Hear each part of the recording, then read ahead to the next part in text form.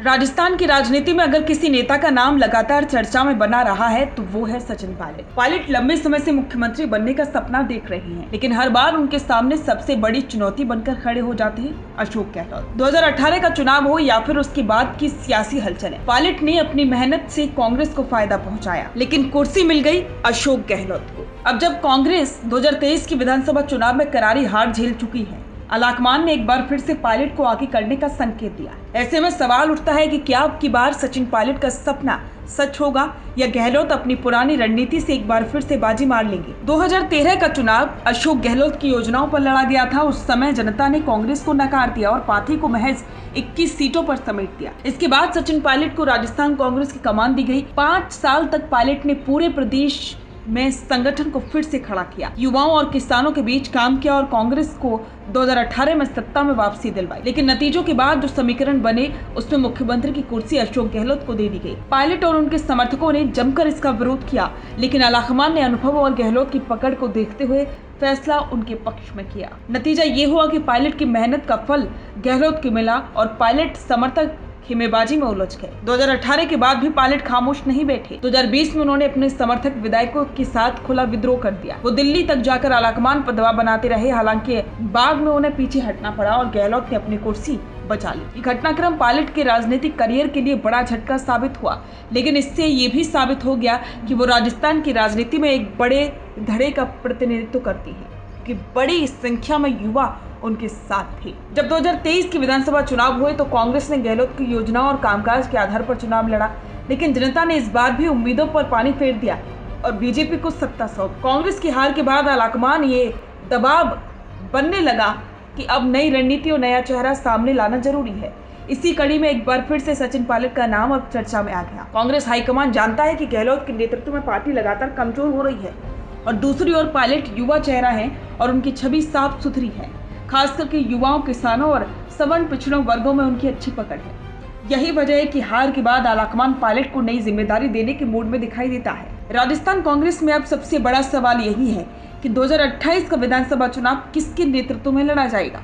अगर इतिहास देखा जाए तो 2013 गहलोत के नाम पर लड़ा गया और हार हुई। 2018 पायलट की मेहनत की थी, लेकिन चुनाव गहलोत की अगुवाई में लड़ा गया और कांग्रेस जीती। 2023 फिर गहलोत की योजना पर आधारित था और पार्टी हार गई। इसलिए अब कांग्रेस में चर्चा जोर पकड़ रही है कि 2028 में अगर सच में मुकाबला जीतना है तो पायलट को ही आगे करना होगा। लेकिन यहाँ भी वही सवाल खड़ा होता है कि क्या गहलोत इसके लिए राजी होंगे। गहलोत 3 बार मुख्यमंत्री रह चुकी है, उनकी पहचान जमीनी नेता की है और संगठन में उनकी पकड़ बेहद मजबूत। वहीं पायलट युवा नेता है, दिल्ली दरबार में उनकी अच्छी पकड़ है और जनता में उनकी लोकप्रियता काफी है। कांग्रेस आलाकमान के सामने दुविधा यही है कि वो अनुभव को चुने या नई पीढ़ी को मौका दे। गहलोत का राजनीतिक दांवपेच सबको मालूम। वो अपने समर्थक विधायकों को सीधे रखते हैं और संकट के वक्त आलाकमान पर भी दबाव बना देते हैं। यही वजह है कि 2018 और 2020 में बाजी उन्होंने बिल्कुल पलट दी। पायलट के पास ऊर्जा और भविष्य है, लेकिन गहलोत के पास अनुभव और वर्तमान की मजबूती।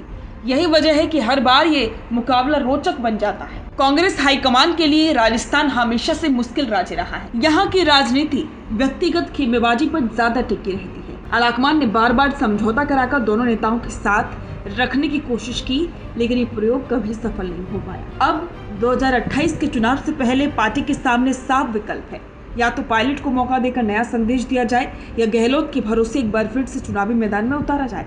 जनता के बीच ये धारणा बनने लगी है कि कांग्रेस को नया चेहरा चाहिए।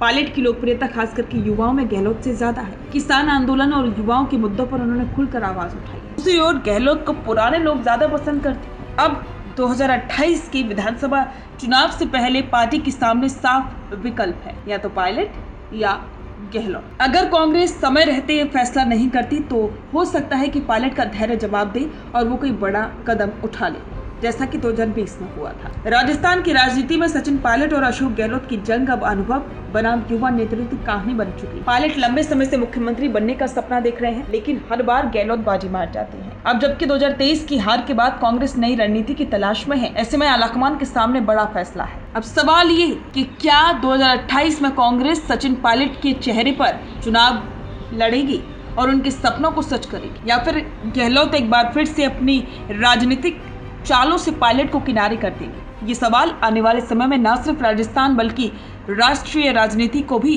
प्रभावित करेगा।